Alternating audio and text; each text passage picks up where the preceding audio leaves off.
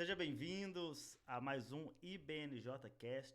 E essa semana nós ainda estamos na nossa campanha de 40 dias e o tema está incrível. Nós estamos falando sobre casa viva, sobre os ambientes, né? Então eu queria aqui compartilhar com vocês também. Está com a gente o Enoque, o pastor Hudson e o apóstolo Diogo. E nessa noite nós vamos estar compartilhando, falo noite porque aqui já é noite, então nós vamos compartilhar com vocês um pouco daquilo que nós estamos falando, né, ministrando durante essa semana, essa quarta semana da campanha de 40 dias construindo a casa. Então eu queria aqui falar para o pastor Hudson, falar alguma coisa aí para nós sobre essa semana, sobre casa viva, sobre os ambientes. Fala um pouco para a gente aí, meu amigo. Olá, boa noite a todos vocês que estão nos ouvindo, participando desse BNJcast. É um privilégio estar aqui de novo, para a gente estar compartilhando um pouquinho da palavra de Deus, daquilo que nós estamos vivendo nesses 40 dias. Tem sido incrível, uma campanha poderosa. Todos os anos Deus tem feito realmente grandes milagres na nossa igreja, na nossa vida, e tem nos alimentado com a palavra que direciona o nosso ano. É a semana especial, onde nós vamos falar dos ambientes da casa, onde nós vamos falar sobre altares, muita coisa interessante vai sair aqui nesse IBNJcast, muita coisa que vai edificar sua casa, sua família, seus filhos, seu casamento. Então eu quero te convidar a você redobrar a sua atenção, ficar ligado em tudo aquilo que nós vamos tratar aqui, porque são assuntos poderosos. No longo dessa campanha nós falamos de fundação, de muros, de cobertura, e tudo isso envolvia muita graça do sangue e da própria pessoa de Cristo. Mas o que nós vamos falar hoje nesse IBNJcast envolve o nosso posicionamento dentro da casa. Nós vamos definir ambientes e como nós devemos nos posicionar em cada ambiente da nossa casa. Então tá aqui um time poderoso, incrível. Eu tenho certeza que vai ter coisa boa aqui para nós. Forte, forte. Graça e paz, queridos. Estamos aqui para mais um IBNJcast. É interessante a coisa que o pastor Hudson, e já vou levantar a bola já logo para a gente entrar no assunto. Não vamos perder tempo. É o seguinte, algo interessante, eu aprendi inclusive isso na live do Instagram com o pastor Hudson. Fundamento, os muros e a cobertura, a casa está pronta. E é tudo pela graça de Deus, Ele é o fundamento, Ele é o muro, Ele é a cobertura. Agora, dentro desta casa, a dependência agora do nosso comportamento. Como a gente se posiciona, É isso aí. Deus proveu o fundamento, Deus proveu os muros e Deus proveu a cobertura. Agora, como nós vamos nos comportar dentro dessa casa? Vai lá. É possível ter uma casa com a base, com os muros e com a cobertura e viver uma vida como posso dizer? Sem propósito. Sem propósito. E aí? É estranho, a gente falar que tem uma casa construída sobre a rocha, que os muros dessa casa é o próprio sangue do Cordeiro, que a cobertura dessa casa é a graça maravilhosa do Filho de Deus, e dentro dessa casa os habitantes não sabem como se posicionar nela. Porque falar de construir uma casa, eu vejo mais como um convite de Deus. Ele nos convida para viver, e é só a gente olhar para a janela da eternidade. Desde sempre Deus proveu um lugar para o homem. Sim. Desde sempre Deus proveu um lugar onde Ele queria se relacionar com o homem. E a casa fala justamente de um lugar onde você vai habitar, onde você vai estar com a sua família, e Deus está protegendo esse lugar. Sabe, os muros, a cobertura, tudo isso é protegido por Deus. Porém, quem está dentro dessa casa precisa compreender os ambientes dessa casa e precisa se posicionar dentro dela para que haja harmonia, paz, amor, para que realmente a gente possa conviver com o Espírito Santo dentro dessa casa. E aí sim vai depender muito do nosso comportamento, de como nós nos posicionamos, de como nós vamos agir dentro de cada ambiente. E quando a gente começar a falar dos ambientes aqui, a gente vai começar a ter a percepção que mesmo estando dentro da igreja, mesmo caminhando há 20, 30 anos com Jesus, alguns ambientes da sua casa podem estar danificados, alguns ambientes da sua casa podem estar de difícil acesso, de difícil locomoção, pode estar entulhado, pode estar realmente com dificuldade de você viver nesse ambiente. Eu acho exatamente isso, pastor Hudson, porque Às vezes as pessoas têm casa, mas não têm um lar. Não tem um lar. Eu ia falar isso. Tem casa, casa foi feita sobre um bom fundamento, os muros estão nos lugares, tampados as suas brechas, a cobertura está ali, a chuva já não consegue mais entrar, o frio, que seja o calor, mas dentro da casa a pessoa não tem paz, a pessoa não tem comunhão, então não adianta nada termos uma casa bem estruturada se nós não tivermos paz dentro dela. Eu falei isso para a liderança na segunda-feira, né?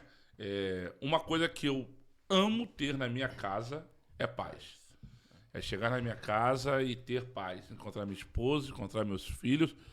É o sonho de todo homem, eu imagino, é o sonho de todo homem. Agora tu imagina, quando você vê com uma outra ótica, o Deus eterno, dono da casa, o dono da igreja, o que ele quer ter no meio da sua casa? Paz. Né? Então, realmente, às vezes nós temos coisas, temos até objetos em casa, mas nós não temos paz, não adianta de nada. Você construiu uma casa, mas você não construiu um lar. E o que nós estamos hoje construindo é um lar. Isso é verdade. Não é isso? Isso. Não tem paz, não tem alegria, não tem descanso, é inquieto e não adianta nada. Né?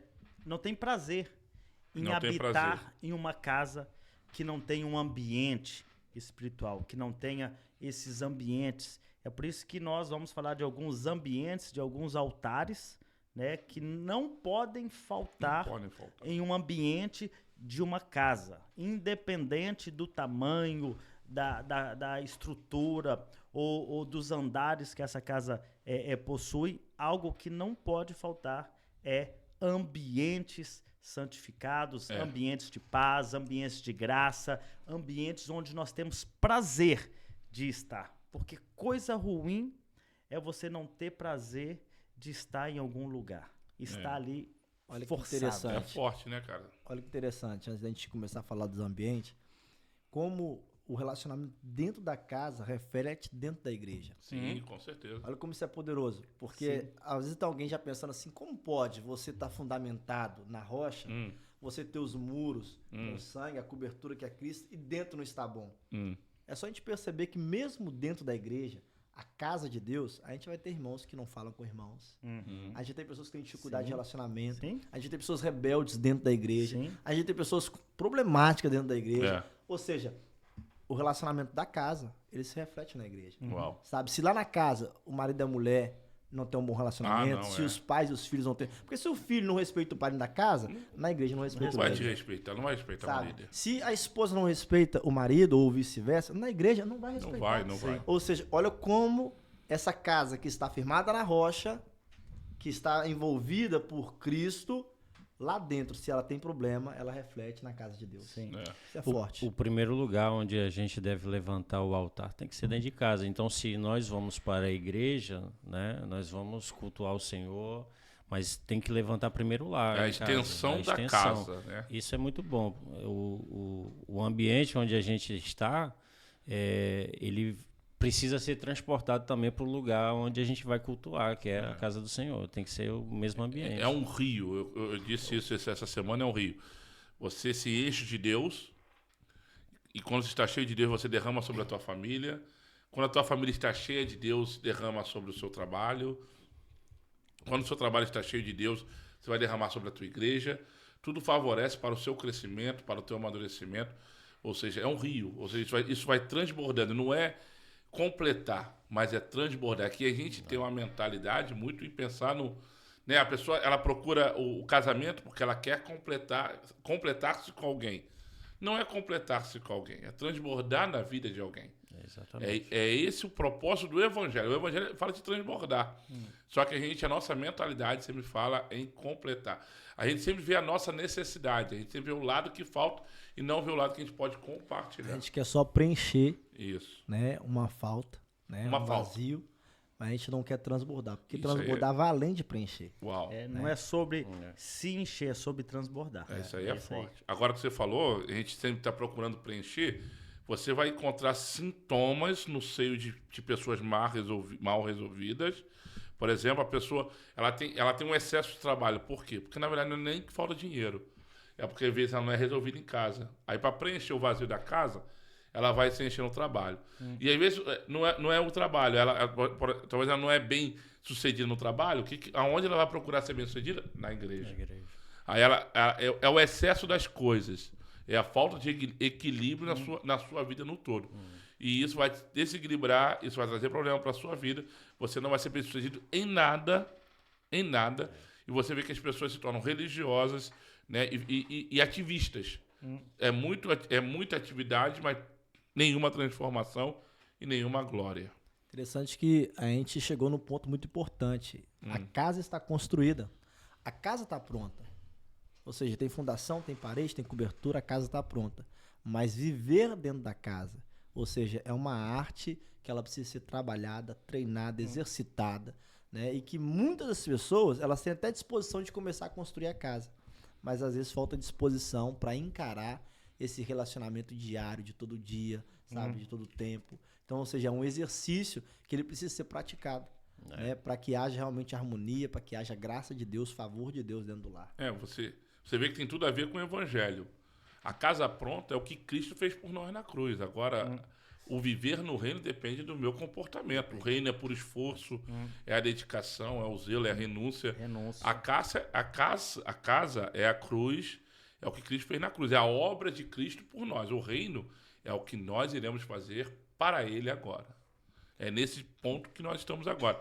Construímos uma casa que, na verdade, por graça, Ele nos concedeu, nos deu a salvação. E o que nós estamos fazendo com Ele? Com essa salvação? O que nós estamos fazendo com esta casa que Deus nos entregou, nos deu de graça? E, infelizmente, tem pessoas, né, que não têm acesso a esse ambiente.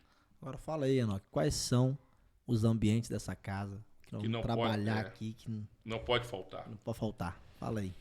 O ambiente principal que não pode faltar em uma casa é o quarto. Olha aí. Eu gosto disso. O momento onde revela a intimidade. Onde... Eu começaria no altar de oração. Também tem o altar, tem a mesa. Eu começaria... Fala primeiro quais são os ambientes, para quem está nos ouvindo, né, entender os ambientes que tem. Quais são os ambientes? Foi o que nós trabalhamos, foi o altar da oração, que trabalha o indivíduo. Então quer dizer que a casa precisa de um altar de oração. Um momento de oração. Você tem que ter a sua vida. A vida de oração tem que ser ativa ali. Porque a vida de oração que o meu eu vai ser trabalhado. É interessante porque você vai reparar que os ambientes trabalham por escala. O eu, o casal e a família. Né? Então, é o de dentro para fora. Na verdade, que a Bíblia ela é muito, muito poderosa em revelar sempre em 3 partes. Ela é sempre revelada em 3 partes. O tabernáculo era dividido em 3 partes. O ser humano ele é feito de espírito, alma e corpo. Então, é interessante que o trabalhar é sempre de dentro para fora, né? Do espírito, do nosso interior para fora.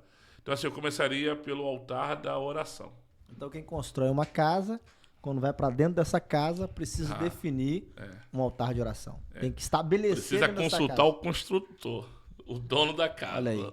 Então, para quem está nos ouvindo aí, né, a primeira coisa que você tem que fazer dentro dessa construção, você que está participando dessa campanha de 40 dias, está dentro da casa agora? Tô. Então, estabeleça um altar de oração. O altar de oração... Conversa, isso aí. Diálogo aberto com Deus, né, de relacionamento com o Espírito Santo. Essa casa precisa ter esse relacionamento. Né? As pessoas caminham na igreja e pensam que é só a oração na igreja, é só o culto que vai fazer a família caminhar bem. Mas então nós estamos entendendo aqui que uma casa ela tem que ter um altar de oração. Os nossos filhos têm que ser testemunha da nossa busca diária com Deus. Sabe, meus filhos já conseguem identificar quando eu estou no meu tempo de devocional e busca com Deus. Eles já entendem isso. Né? Então é algo muito, assim, comum para eles. Eles olham assim, papai tá orando, tá buscando papai do céu, né? Eles já entenderam isso. Então, ou seja, e é nesse ambiente que a gente vai se desenvolvendo como ser humano. A gente vai se resolvendo como ser humano. Eu acho que hoje, incrível o que a gente encontra de pessoas que não se encontraram ainda, né? Pessoas que são mal resolvidas. Então, ela jamais vai conseguir viver no coletivo. Uma pessoa no indivíduo mal resolvidas, jamais viver no coletivo, jamais. Então, por isso você vê que pessoas não conseguem conviver em comunhão, não conseguem congregar, não conseguem casar, sabe? Né, ninguém é perfeito para ela, ninguém está à altura dela, porque na verdade ela é mais resolvida. Ela não consegue ver o quanto ela é imperfeita e por graça o Senhor nos alcançou. Uma vez que eu sou alcançado pela graça, eu consigo olhar graça na vida do outro. Sabe, eu consigo ter graça pela vida do outro, porque eu fui alcançado por essa graça. Então é na vida de oração, no espírito, nessa transformação interna do eu, né, o excesso do eu, é no altar da oração que eu vou deixar ali, crucificar o meu eu. Fala aí, pastor Guilherme, sobre o altar de oração. Então, eu acho que em uma casa não pode faltar realmente esse ambiente. Porque se o altar de uma casa, o altar da oração, ele permanecer destruído, essa casa não pode permanecer de pé. Então, é necessário ter esse tempo de oração, de ter esse hábito de orar, de separar esse tempo com Deus, né, de junto com a família, né, que seja ali na hora da mesa, ou quando, né, as minhas crianças, né, minhas filhas, sempre que a gente vai dormir, né, que eu vou colocar elas para dormir, a gente ora junto, elas oram também. Então, não pode faltar esse tempo de oração, esse devocional com Deus, para que nós possamos ficar de pé, né? Porque nenhuma casa permanecerá de pé se o altar da oração estiver derrubado.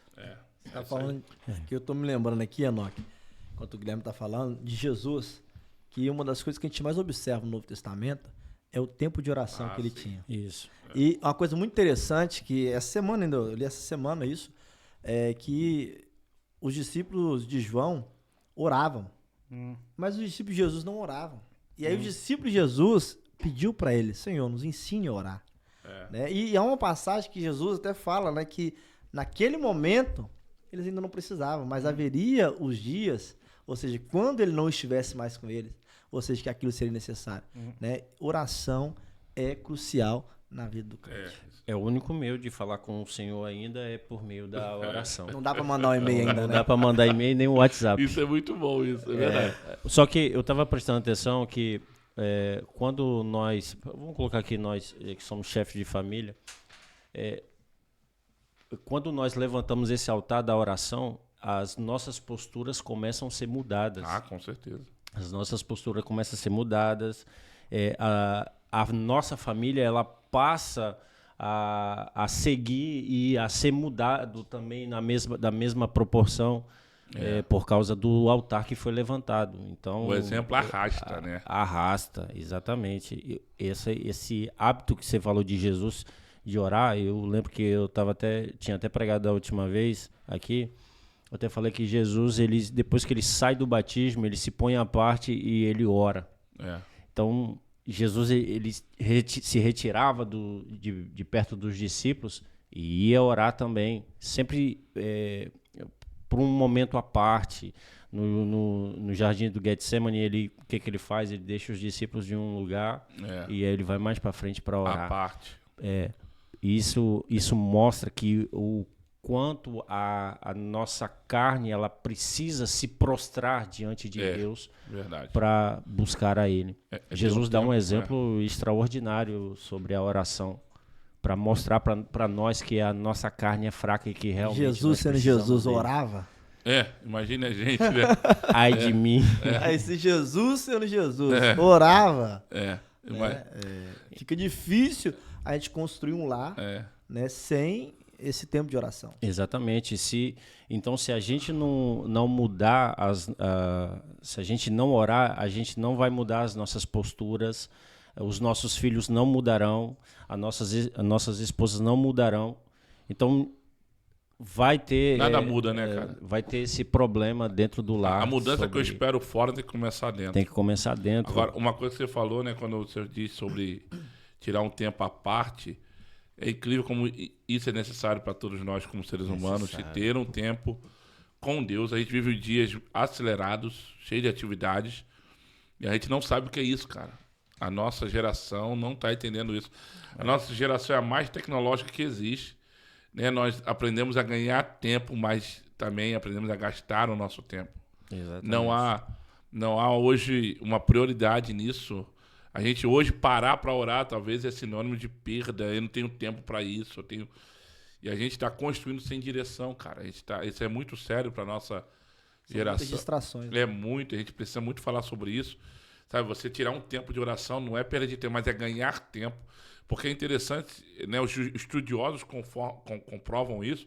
Jesus, antes de começar o seu dia, que ele orava. Ele tirava tempo de oração de 3 a 4 horas de oração, antes de começar o seu dia. Você vai perceber que os milagres de Jesus é muito específico. Ele vai em lugares específicos, lugares certos. Por quê? Somente um homem de oração vai saber aonde ele precisa ir e o que ele precisa fazer. Então isso é muito poderoso. Tu vê que Jesus, ele não faz nenhuma oração quando realiza um milagre. Ele dá uma palavra de ordem. Não é porque na verdade, já orou. Já tinha orado. Já tinha orado. Ele começou o seu dia orando, né? E aí a gente vai trabalhar, a gente começa a nossa jornada de trabalho e a gente não consulta a Deus, a gente não pede direção a Deus. Eu vi uma frase uma vez, eu não lembro quem é o autor dessa frase, mas isso marcou minha vida e realmente passou a fazer parte do meu dia a dia. E a frase era assim: o homem que sai de casa sem oração, sem orar, ele saiu nu, ele saiu sem roupa, ele saiu sem proteção.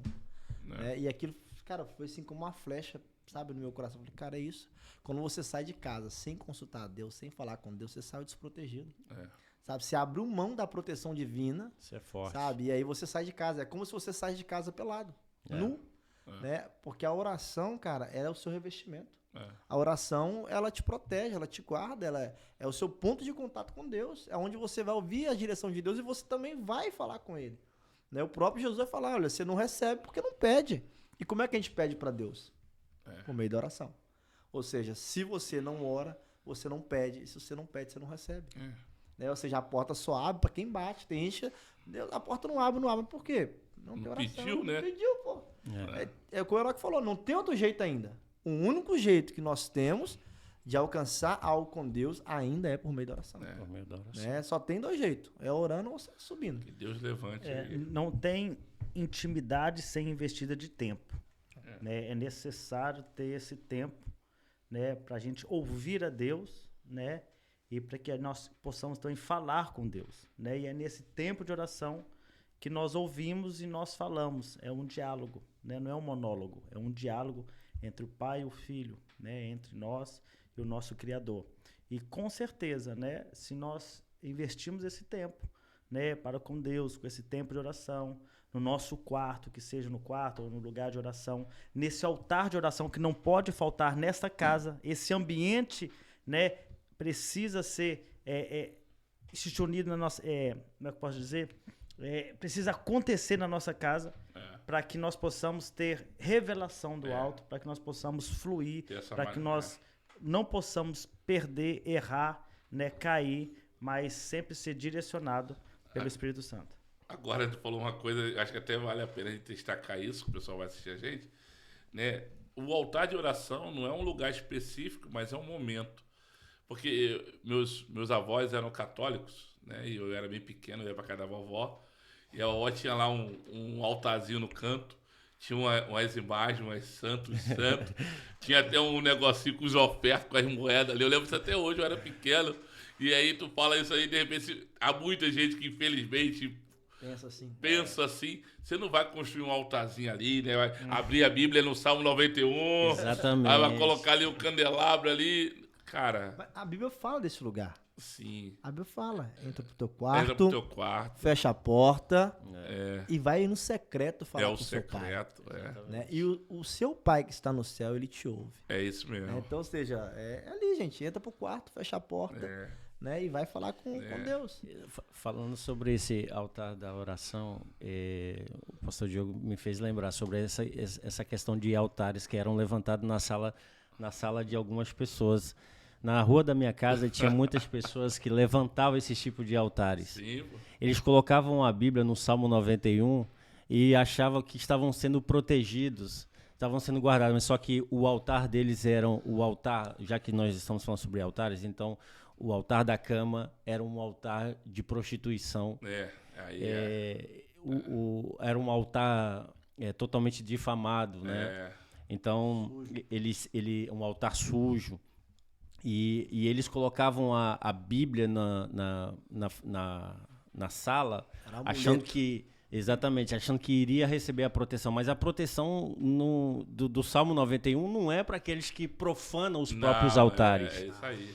O Salmo 91 é para aqueles que têm guardado os altares de pé e que estão mantendo a chama acesa ainda. É para aqueles que estão protegidos, são para aqueles que são filhos. Que habitam na sombra do Onipotente. É, poderoso. Uma coisa importante a gente também ressaltar aqui, porque tem gente que tem esse altar levantado em casa. Tem muita gente que tem um altar de oração estabelecido. Né? E de repente a pessoa fala, pastor, eu tô orando, tô buscando e a resposta não veio. Né? Há uma coisa importantíssima na oração, chamada perseverança. É isso aí. Porque Deus não é fast food. Né? Não é só assim, você fala e as coisas acontecem, né, com a varinha mágica. Né? O altar da oração também é um altar da perseverança, é onde você tem que perseverar. A Bíblia fala que Daniel orou 21 dias. Eu ia falar isso, Daniel. 21 dias orando a mesma oração, buscando. Né? E quando a resposta veio, o que o anjo falou? Desde o primeiro dia. O Senhor ouviu a sua oração. Então, persevera. Você está orando, você estabeleceu um altar na sua casa, você está buscando a Deus, persevera. Está orando pelo filho que está nas drogas, persevera. Está orando pelo esposo que está no álcool, que está perdido, persevera. Está orando pela esposa, pelas filhas, persevera. Por quê? Porque a oração do justo é poderosa e eficaz e ela gera transformação. Maravilha. Sabe? Então é importante a gente também deixar essa porta aberta de quem está orando e que ainda não teve uma resposta de Deus, persevera, continua, insiste. Porque Jesus falou, aquele que bate, recebe. Aquele que busca, encontra. Ou seja, continua batendo na porta. Essa porta vai abrir. A porta da oração ainda é a porta do milagre. A porta da oração ainda é a porta da transformação. A porta da oração ainda é a porta da mudança. As coisas vão acontecer na sua casa por meio da oração. Então você que está orando, você que estabeleceu esse altar, continua, persevera, não pare de orar. Mesmo que ainda a resposta não veio, mesmo que as coisas ainda não aconteceram, você precisa perseverar. O altar da oração também é o altar da perseverança. Poderoso. Muito bom. Se a gente chegou no altar da oração, aí o próximo altar, eu acredito que seja o altar do leito, onde você vai compartilhar a sua intimidade, né, com o teu cônjuge. É o quarto, né, o lugar secreto, o lugar da intimidade. E eu falei isso no domingo, né? Infelizmente, há muitos casais que conhecem a nudez do outro, mas não conhecem a intimidade. O quarto é um lugar sem segredos, né? Na verdade, é no secreto que nós revelamos os nossos segredos, né? E lá nós abrimos a nossa vida, o nosso coração. Eu disse, né, isso na minha mensagem que eu preguei. É nesse quarto, é nesse leito, é nesse altar que vai definir a prosperidade e a ruína da casa. Né? Se um cônjuge está dividido, essa casa ela não vai prosperar. Os seus filhos vão, né, ser machucados, frustrados nesse lugar onde chamamos de casa. Mas se houver unidade, cumplicidade, empatia, né, unidade, rapaz, essa casa vai prosperar e muito. Vai ser empoderada. Semana que vem isso. O spoiler. Mas isso é incrível, porque esse altar, quando os casais estão noivos, né, e há uma ansiedade muito grande para esse momento do casamento. Isso é verdade. É uma expectativa muito grande para compartilhar essa intimidade. O que acontece muitas vezes? Eles entram para o casamento com uma grande expectativa de desfrutar do leito, né, desfrutar desse altar, mas eles vão fazendo de um lugar especial, porque esse altar é um altar especial, Sim. fazendo dele um lugar comum. Sabe? E você começa a tratar esse altar, que é o altar do leito, como um altar comum, um lugar comum. E tudo que se torna comum se torna desprezível. E você vai, sabe, relaxando, vai tratando de qualquer forma, vai levando de qualquer jeito, sem dar o seu devido valor. E todo altar, ele tem um valor. Uau. Esse altar, ele é precioso, ele é importante. Por quê? Porque é ali no leito que agora as coisas dentro dessa casa vão funcionar. Tudo vai sair agora dali. Por quê? Olha o que acontece. Você entra pro altar da oração, e aí você fala com Deus, Deus fala com você. Aí o que você faz? Você não faz nada sozinho, porque é uma casa, é uma família. Você vai compartilhar com o cônjuge. É isso. E aí, quando você compartilha com ele, vocês formam a ideia, vocês formam um plano. E agora vocês vão trazer para a família. Então, tudo que a família vai viver vai partir daquele altar. E se você não valorizar o altar do leito, se você tratar como comum, como até desprezível por algumas pessoas, cara, não tem como dar certo. Não tem como dar certo. Olha, você pode ser um homem de oração, você pode ser uma mulher de oração, você pode estar vivendo ali no altar da oração, mas se o altar do leito não tiver edificado, meu amigo, a sua oração não passa do teto. Meu Deus. Porque se você não tem comunhão no altar do leito, cara, não adianta, Deus fala com você não fala pra esposa, Deus fala com a esposa, ela não fala pro marido, como é que essa família vai ser bem sucedida? Não tem jeito. Então tem pessoas tratando o altar da oração bem, mas desprezando o altar do leito. E aí, meu querido, é forte isso. Sabe? Aí não tem jeito, não tem casamento, não tem família. Não tem. Porque o altar do leito, aquela expectativa tão grande que você tinha no início, ela foi se apagando, foi sumindo, e hoje você nem lembra que o seu leito é um altar. Daí você trata aquilo como uma cama. Forte, isso é forte. O leito não é cama, o leito é um altar. Poderoso, cara. Isso é poderoso. Eu acho interessante você falar sobre isso, que o altar do leito, ele vai testificar aquilo que eu recebi no secreto da oração. Porque se estamos movidos pelo mesmo Espírito, o Espírito que está em mim vai testificar em você. É isso. E aí, quando há acordo, meu irmão, a Amós vai falar sobre isso, né? Porque não pode andarmos Como juntos. andarão dois juntos, né? Se não estão de acordo. E ali, quando determina o acordo, cara, o que tinha podia até dar errado, mas no final vai dar certo, porque vai unir ainda mais o casal, vai transformar ainda mais o casal. Isso aqui é transformador. As pessoas entendessem essa palavra, cara, que a gente está ministrando, não é só 2024, não. A vida vai ser totalmente diferente. É para edificar a casa. Edificar a E casa. quando a gente fala de casa, não é uma casa temporária. Né? Não. É uma casa onde nós vamos desfrutar de tudo aquilo que ela oferece, nossos filhos, nossos netos, né? É um lugar onde nós teremos paz, descanso, alegria, gozo, onde nós teremos prazer de estar. Então não é uma casa onde nós iremos visitá-la, não, é a habitação. É a habitação. Né? É onde nós vamos morar com a nossa casa, onde nós vamos desfrutar de todos aqueles ambientes, né? Seja da sala, seja do quarto, seja da cozinha. É desfrutar É o nosso Éden. desta casa que foi construída da maneira certa e que estão também com os ambientes adequados para que possamos desfrutar. É tão gostoso, né? A gente chegar em casa, a gente chegar na sala, no quarto, a casa tá limpa, a casa tá organizada, a casa tá cheirosa. Então a gente precisa entender isso. Não é passagem, é habitação. E a gente precisa cuidar da nossa casa. A gente tá sempre viajando, né? Tendo essa oportunidade de ir em hotel, estar em hotel. E às vezes você deita numa cama boa, né? E você fica ali 1, 2 dias, às vezes uma semana, cara, mas nada é melhor que a sua cama, cara. Nada substitui Nada substitui essa cama. Seu Cara, travesseiro, nada. Você senta naquela cama ali, aquele hotel 5 estrelas, que negócio te abraça, delicioso. ela te abraça. Mas aí, cara, não é igual a sua cama. Sabe? Não é igual a sua Não cama. é igual o seu quarto, não é igual a sua casa. Porque, deixa eu te falar, lá no hotel é uma cama. Lá na sua casa é um altar. É isso aí. Cara, Meu muda Deus. tudo. Meu Deus. Sabe? Lá no hotel, sabe? 5 estrelas, aquela cama de luxo, é só uma cama. Mas lá no seu quarto é um altar. Isso faz toda a diferença. Sabe o que eu percebo? Que as pessoas no dia de hoje, elas, principalmente, falam pessoas da igreja, falando aqui os irmãos na fé. Porque lá no mundo, cara, no passado, mesmo lá no mundo, o quarto do casal, mesmo para quem não era cristão, sempre foi um ambiente reservado. Sim. Só que se tornou banalizado. Por quê? Porque as coisas do mundo foi caminhando de mal a pior.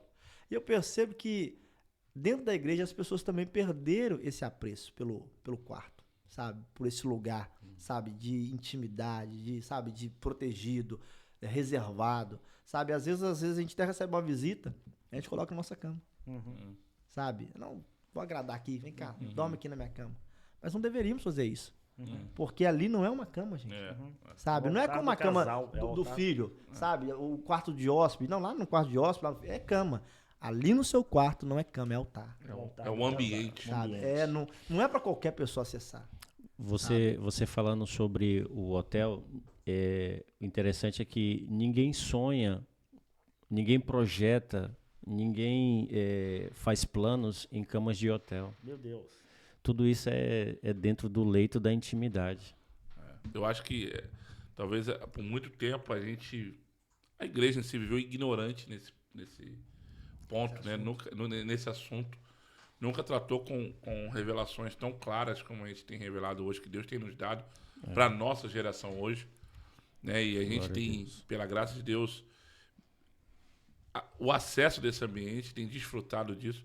E por isso que nós estamos compartilhando com aqueles que estão nos assistindo, porque nós temos experimentado dessa graça, temos vivido dessa graça, né? E nós queremos também que a igreja experimente isso. Queremos que em 2024 famílias sejam restauradas, sejam fortes, estejam, né, vivendo a sua plenitude, mas não tem outra receita, não tem outro caminho, não tem atalho. A gente vai ter que passar por esses altares. Famílias divididas não vão... Jesus vai dizer sobre isso, né? A casa dividida não subsiste. Não adianta a tua família, a tua casa, teu projeto. Não adianta o homem ter um projeto e a mulher não concordar com o projeto, por exemplo. Não vai. Não vai. Tu tá dormindo com o seu inimigo. Não vai, pô. Não tem como. Exatamente. Ou seja, ambos têm que estar de acordo, porque é uma equipe, vocês vão trabalhar junto. É crescer junto, é avançar junto. E se deu ruim, vamos perder, vamos sofrer junto. Mas no final, o segredo é esse, nós estamos juntos. O sim e o amém tem que estar junto. É isso aí, pô. Aí, pô, poderoso. Forte. Maneiro. Agora a gente precisa Sim, tocar vamos. num assunto importantíssimo, Sim, fala. sabe? Que a gente não pode fugir disso aqui, né, nesse podcast, é falar desse leito. Né? Se esse altar está danificado, se esse altar está Aí é quebrado, forte, se esse altar está destruído, É. Deus estava soprando a palavra no meu coração. Quando Elias vai enfrentar os profetas de Baal, Sim, né, que danificaram os altares em Israel, sim. ou seja, ninguém tinha um altar próprio para Deus. E Elias agora vai apresentar um sacrifício. Qual é a primeira coisa que Elias faz? Restaura os altares. Restaurar o altar. Restaurar. Então ele vem e coloca a pedra no seu lugar. É. Prepara o altar. Por quê? Porque você não vai apresentar um sacrifício para Deus em cima de qualquer altar. Porque Deus não come no chão, gente. Não, Deus, ele recebe o sacrifício no altar. No altar. Então, primeiro, restaura o altar. Então, ou seja, a gente precisa ter consciência, né? Se você está vivendo e o altar está danificado, o altar tá quebrado, cara, tem que restaurar esse altar. Não tem outro jeito, sabe? O altar do leite, ele tem que ser reparado. Não adianta você falar assim, não, vamos pular essa parte aqui, vamos lá pro altar da mesa, né? Vamos voltar para o altar da oração. Não tem jeito. Não dá para falar de fase. A mesa vai revelar. A mesa vai revelar o altar quebrado do quarto, pô. Há uma coisa muito importante no altar da cama, que é fidelidade. Isso aí. Por quê? Porque o casal, gente, também é uma tipologia de Cristo com a igreja, sabe? Ou seja, a relação dele, olha aí, ó. Te ajudar aí. Meu Deus. O texto de Hebreus. O casamento deve ser honrado por todos. O leito conjugal conservado puro, pois Deus julgará os imorais e os adúlteros. É forte. Meu Deus. É isso aí. Ou seja, está quebrado, meu querido. Se esse altar está danificado, não tem jeito. Tem não, cara. Só tem um caminho. Restaurar o altar. Não dá para pular. Tem que restaurar. Isso. E eu falei ontem isso na ministração, né? Casais que vão para a cama e dormem, descostam uns para os outros e querem que no outro dia, né, Deus fale com eles. Se não restaurar o altar, o céu fica de bronze. Não adianta a gente querer fazer de qualquer maneira, de qualquer jeito. A gente precisa restaurar o altar do nosso leito. Porque se nós não resolvermos aquilo que casais que são mal resolvidos na cama acabam discutindo na mesa. É isso aí. É isso. Sei. Então precisam sim restaurar o altar. Mas a igreja, né, não costuma falar sobre isso, né? Mas a gente precisa falar, a gente precisa instruir os casais, a gente precisa instruir, né, as famílias da igreja. Eles precisam restaurar esse altar para que tudo vá bem na casa. Imagina um altar quebrado, o quarto do casal quebrado, o altar, o leito quebrado do altar. Isso vai refletir em toda a casa. Vai. Toda a casa vai sofrer com isso, os filhos vão sofrer, tudo vai sofrer se o altar do leito não estiver reparado. É isso aí. Pastor Diogo, como é que restaura esse altar? Com confissão. Não tem perdão sem confissão. E aí eu vou entrar no assunto que precisa ser trabalhado. Sabe qual o problema? Deixa eu falar uma coisa para você. Isso aqui eu ainda nunca preguei, vou falar isso aqui só no podcast. O seu pecado quando você cometeu, você não só feriu ou ofendeu a Deus, você ofendeu o seu irmão ou a sua irmã, sua esposa, o teu esposo. Não tem como você se medicar. Você precisa ser curado. E só há um meio de ser curado. Você confessando a Deus e aos santos, ao seu irmão, à sua irmã, ao seu companheiro, à sua companheira. Não tem. Mas, pastor, mas Deus me perdoou. Tem 5 anos, pastor. Já passou muito tempo. Tu vai cair de novo, tu vai sujar o teu altar de novo, você vai se lambuzar todo e você vai arrumar problema de novo para sua casa. Porque você não foi curado, você cobriu o teu erro, você escondeu o teu erro. Quando tiver uma outra oportunidade que ninguém soube mesmo, ninguém sabe mesmo, você vai errar de novo. Só há um meio de restaurarmos o altar. É confessando. É confessando. Quando eu confesso o pecado, eu alcanço misericórdia. Agora, tem a sabedoria, né? É um assunto delicado isso aqui. Isso não é uma coisa, né? Você chegar lá e despejar em cima do cônjuge, né? Que o altar tá quebrado. Né? Procura seu líder, seu pastor, sua liderança, né? Busque ajuda com alguém que possa te mentorear, te ajudar a introduzir essa conversa. Porque não tem jeito. Essa conversa precisa existir. Precisa acontecer. Se o altar tá quebrado, essa conversa precisa existir. Às vezes não é o adultério. Não, sabe? pode ser. Outras coisas. Pode ser coisas que talvez um casal fez escondido sem compartilhar com o outro. Coisa simples, às vezes. Falta de perdão.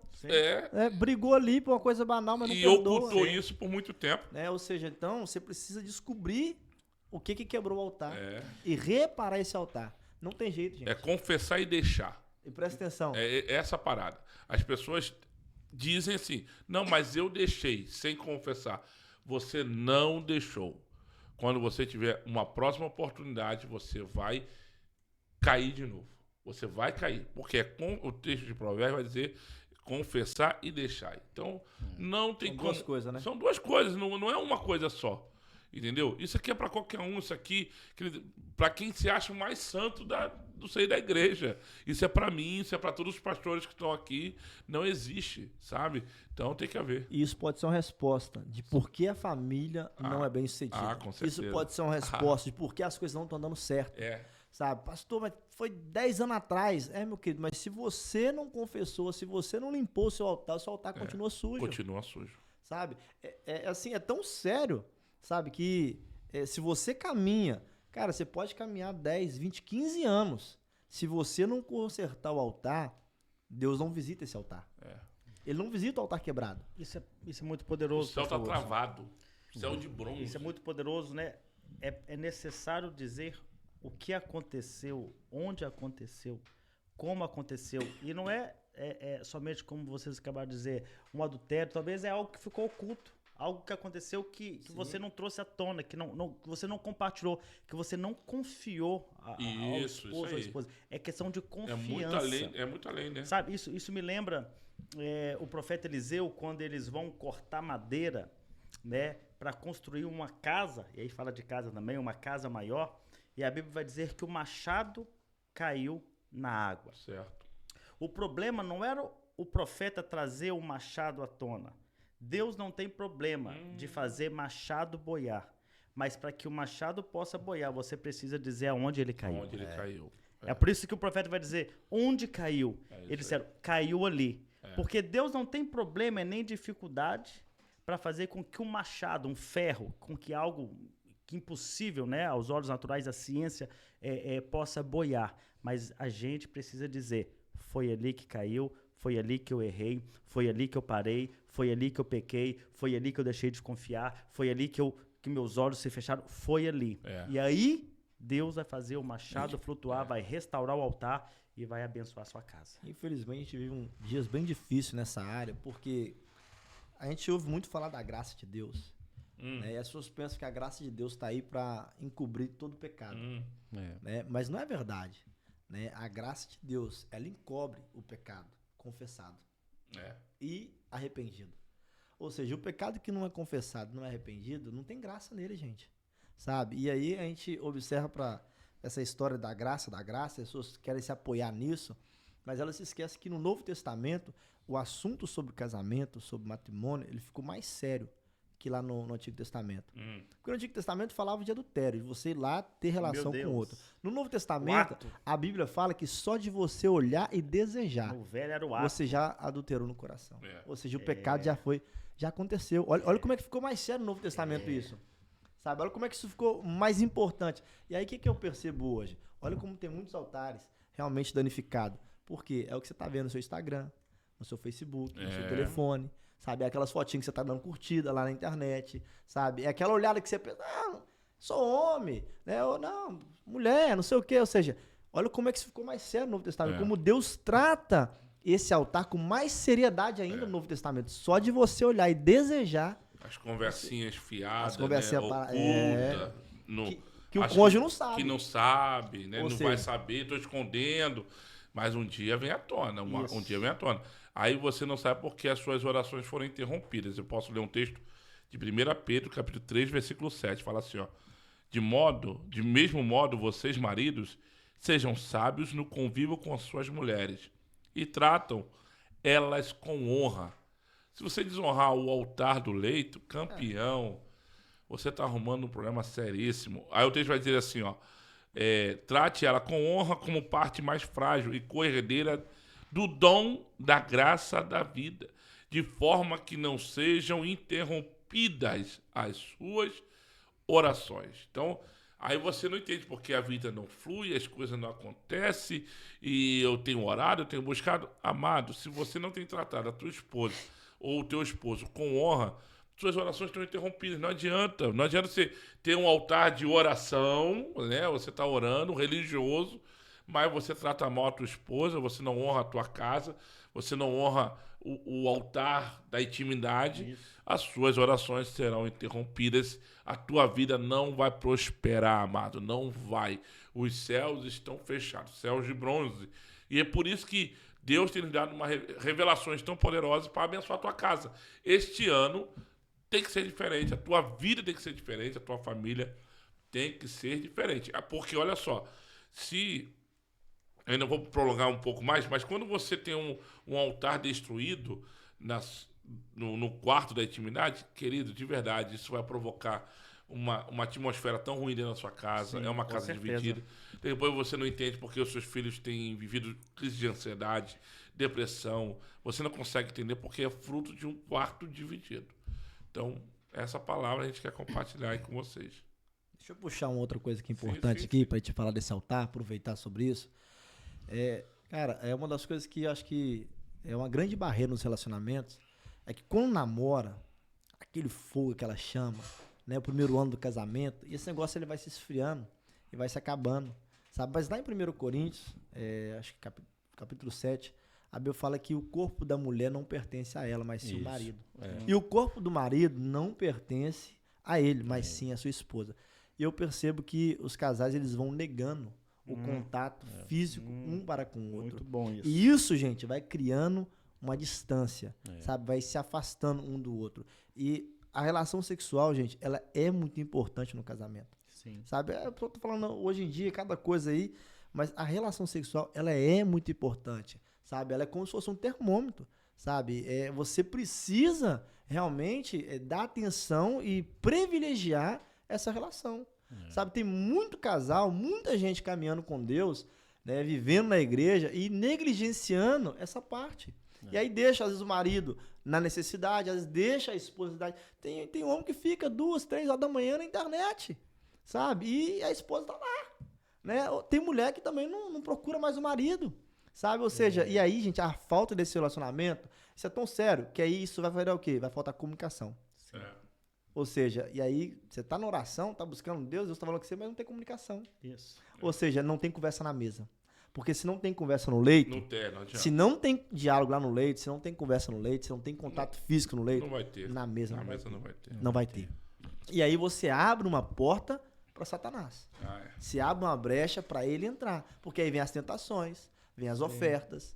Ou seja, então é muito importante, né, você blindar esse leito. Ou seja, mantendo esse leito vivo, essa chama acesa no relacionamento. Tem que ter a fogueira ardendo aí, meu. O fogo não pode se apagar, mano. Sacerdote, não deixa o fogo apagar esse altar, sacerdote. Manto de Sopra a couro, cinza, bebe. põe lenha Lenha nova. e vai pro sacrifício. Sopra. Meu pai, meu Deus do céu. Vai lá, tem mais algum ponto sobre essa... Eu tava pensando muito sobre... Eu até preguei isso aí lá em Tours. Tava falando sobre a questão de Saul, que ele esperava Samuel para fazer o sacrifício no altar. E, de repente, Samuel tardou a chegar. Saul vai lá e sacrifica. E aí... logo quando ele termina de fazer o sacrifício, Samuel vira a esquina. Samuel aparece. Brincadeira, né? Brincadeira. Brincadeira. Então, eu tava falando isso aí lá em Tours, que se a gente não está tendo o foco de levantar o altar dentro de casa, nós estamos levantando um falso altar. Meu Deus. Então, a importância de levantar o altar, e outra coisa, um detalhe importante é que Saul ele não tinha unção sacerdotal, então ele não podia sacrificar, De jeito nenhum. mas Davi tinha. Então, uma coisa que eu quero deixar aqui para você que está aí nos ouvindo aí, você tem uma total liberdade de levantar o altar dentro de casa.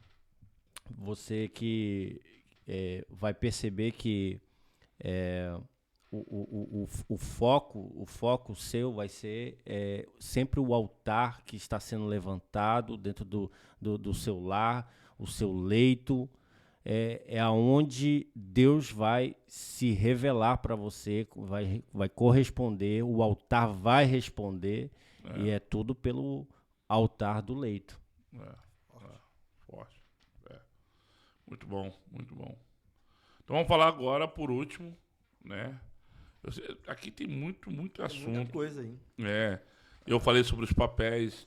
Na minha mensagem eu trouxe sobre os papéis. Falei sobre os papéis do marido e da esposa, que eu vejo também que há muitos problemas de relacionamento nos casais pelo fato de não saber o papel de cada um. Invertendo os papéis, né? Invertendo os papéis. Acho que eu posso ressaltar isso aqui, falar um pouco sobre isso. Eu acho interessante quando Paulo fala em Efésios capítulo 5, o papel da mulher e do homem, né? A mulher deve submeter ou honrar o marido, e o marido deve amar a esposa. Isso é muito bonito, porque se refere sempre a Cristo e à igreja, tanto um como o outro, né? Você vê que Cristo, ele doa o amor, mas ele não pede amor da igreja. Mas o que o Senhor pede da igreja? Honra, compromisso, obediência, renúncia. É a mesma coisa que uma mulher deve ao seu marido, um marido que ama. Sim. Né? O marido que ama a sua esposa, a esposa deve a ele honra, obediência, compromisso. Até eu falei no fato de uma traição, por exemplo, é interessante que a mulher sempre vai enfatizar a falta de amor. Né? Porém, o que incomoda o homem numa traição não é a falta de amor, é a falta de honra. Ele se sentir desonrado. Isso é muito forte. Então, quando a gente entende os papéis e você olha para Cristo e a igreja, é assim que funciona. É a mesma coisa que funciona no casamento. Cristo é o Senhor de toda a terra. Ele tem autoridade. E ele deu aos homens o governo sobre a terra. É a mesma coisa marido e mulher. O marido, ele tem autoridade, ele é o provedor, é ele que dirige a sua casa. Porém, a mulher é a que governa, a que organiza. Né? É como a igreja. Por exemplo, quem organiza tudo isso aqui é a igreja. Sendo Cristo o dono disso tudo. Cristo é o dono disso aqui tudo. Mas quem organiza somos nós, a igreja. É por isso que, às vezes, né, em casa, o homem nunca encontra meia, toalha, né, onde fica a roupa, porque quem organiza é a mulher. Esse é o papel da mulher. Porém, a autoridade, o governo... As feministas vai bater aí. Ó. Não. Mas eu falo, as feministas, elas brigam por uma coisa que elas já têm. Assim, é que ela interpreta de maneira errada. Ela não precisa. Se ela soubesse o poder que ela tem. Né? Nenhum homem é bem sucedido se não tiver uma mulher graciada. E viu Deus que não era bom que ele ficasse só. Exatamente. Fez uma companheira. Exatamente. As feministas, na verdade, eu acredito que elas só se levantam porque não tem um homem de verdade ao lado dela. Porque se tiver um homem do lado, duvido. Porque o homem de verdade não é... o homem de verdade, ele exalta a mulher ao nível que ela merece. Eu vi uma mulher falando isso aqui, ó. A mulher falou assim, ó, o que deixa uma mulher se sentir segura não é o melhor emprego, o melhor salário. O que dá garantia pra mulher de segurança é ter um homem de verdade do lado dela. Eu acho que... você Quando também a mulher tem um homem de verdade do lado dela, que cumpre o papel dele de macho alfa, de homem, não. cara, a mulher não tá preocupada. A mulher se sente valorizada. Se o salário dela é maior, Não, se ela tem um carrão, um não, casão. pô. Cara, o que dá segurança pra uma mulher é um homem de verdade do lado dela. Infelizmente, nos nossos dias tá ficando raro. Isso aí. Né? Infelizmente, cadê esses homens aí frouxos, né? Vocês se comportando aí com uns bananas. O que dá segurança pra mulher, ela saber ter um homem do meu lado. Sabe? Que eu posso contar pra qualquer momento, qualquer situação. Né? Um dia eu vi um assalto, né? Foi assaltar um casal, cara. Eu vi um videozinho desse. Eu vi. O cara sai correndo, deixou a mulher. Aí acho que o cara não roubou a mulher. Não, pô. E aí quando o cara veio, acho que a mulher bateu nele. Cara, que isso? O cara correu e deixou a mulher. Aonde nós estamos? O ladrão olhou e falou, porra, Ele nem roubou. Não dá, pô. Não dá. E eu acho que Até o ladrão era mais homem que o... essa inversão de valores está quebrando a nossa casa, pô. Isso aí Complica, pô. complica. Então, e aí levanta também feminista mesmo. Aí as levanta. mulheres querem se defender. Levanta, claro, não é tem um verdade. homem de verdade. Porque, eu não sei como é que a Bíblia é poderosa, né? Cristo é esse homem. Cristo é esse homem, Sabe? Deu a vida. pô. Sabe? Foi lá, pagou o preço. Sabe? Ou seja, e a igreja se sente protegida dele. Com a mulher que não vai honrar um homem, cara, que tá disposto a entregar, a dar a sua vida Que por ama ela. ela ao que ponto ama- de entregar a vida por Cara, ela. isso é poderoso, mano. poderoso. Isso é muito poderoso. E aí eu até disse isso, né? Eu falei isso na mensagem, é que quando não sabem os seus papéis, cara, aí inverte o negócio, porque como a mulher tem um poder de governo, é ela que organiza, o que ela não pode fazer é o papel do homem, que é decidir. Se ela decide no lugar do homem, é interessante, o homem faz o quê? Nada. Porque o poder do homem decidir é muita responsabilidade. Não é só decidir, não é só dar uma palavra. É se posicionar, é assumir o negócio, é trazer segurança para a mulher, né? É a decisão que conduz a família. Rapaz, É a decisão que guia a casa. Isso. Não pode decidir só, né? Porque a mulher pode governar, gente. Ela pode Isso. administrar tudo depois. Mas é a decisão do homem que porque orienta a o caminho. chave é essa, isso aí. O homem deu a direção, o homem confirmou a direção. A mulher, cara, a mulher pode deixar, a mulher vai organizar tudo. Vai. A mulher sabe onde colocar cada peça, onde. Só que o problema é quando a mulher, eu até falei sobre isso, a mulher, ela tem uma graça, uma sensibilidade espiritual muito forte. Ela tem uma visão periférica. Ela tem um discernimento muito mais sensível que o homem. Tu vê no Éden, quem vê o fruto que era ver o fruto delicioso, agradável aos olhos, foi a mulher, não foi um homem. Só que a mulher, ela come e ela manipula o homem a comer. E aí aqui está o problema. Né? Eu falei sobre a diferença entre influenciar e manipular. Influenciar é eu te impulsionar a viver o teu propósito de vida. Manipular é eu te usar, eu te controlar para benefício próprio. Né? Então, ou seja, e muitas das vezes toda mulher tem o poder de conduzir o seu homem, cara. Se o homem é o cabeça, campeão, a mulher é o pescoço. Então, qual é a arma que a mulher precisa usar? É só mover o olhar do homem para o lugar certo. Porque quando o homem vê, né? Eu citei um exemplo, falei, cara, às vezes nosso carro tá caindo aos pedaços, mas tá andando. Pra gente tá bom, pô. Aí tá andando com o carro, tá bom. Mas a mulher não, a mulher fica incomodada. Pô, o homem não vê, cara. O carro. Tem que trocar esse carro. A mulher tá doida. Falei. Mas eu vou trocar aquele carro. Não, aí exatamente, porque ela convenceu ele. E essa é a chave, pô. A mulher tem esse poder. Quando a mulher te convence, você fala, vai lá, vamos comprar. Meu irmão, ela já sabe qual carro. Terrível. Ela já sabe o carro, mano. Mas pergunta, se ela vai tomar a decisão no lugar dele? Não vai, pô. vai. Porque se ela arrumar... Tem um macho alfa. É no isso carro, aí, rapaz. pô. Se ela tomar... Não, mas é verdade, pô. Se ela toma a decisão no lugar dele, arruma um problema. E nem ruim, carro vai dá ter. ruim. Nem carro vai ter. Vai na loja E vai devolver. ficar sem o que já tem. Eu falei sobre essa questão da sensibilidade que a mulher tem, essa percepção que ela tem no mundo espiritual a respeito na questão que a gente falou sobre o jardim aí. Eva, ela passou um momento com a serpente. Ela percebeu que havia algo espiritual ali, que ela captou logo, porque há uma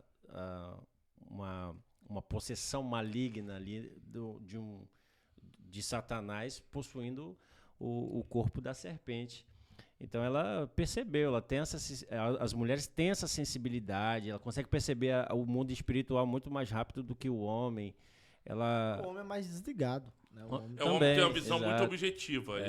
Mas se você vai no mercado, você sabe o que você tem que comprar. Só compra aquilo. Isso. Só tá na lista. A mulher, só o que tá E na ainda, lista. e ainda talvez a volta sem algum item da lista, que não viu. A mulher não, cara. A mulher vai no mercado, Sem mano. lista, lembra cara, de tudo. A mulher é muito incrível, cara. O homem faz uma coisa só, a mulher não, pô. A mulher consegue falar no telefone, fazer comida, cuidar dos filhos e ainda responder o WhatsApp. Mas observa a responsabilidade que também está sobre ela. Né? Porque toda essa graça que Deus deu para a mulher tem um propósito, sabe? De administrar bem o lar. E o provérbio, Salomão fala isso. A mulher sábia, ela edifica a sua casa. Mas a tola, com as próprias mãos, ela derruba. Provérbios 14:1. Olha aí. Coloca aí. Bíblia online aqui, ó. Não, esse é o texto. Ou seja, a mulher sábia, ela edifica, ela constrói o próprio lar.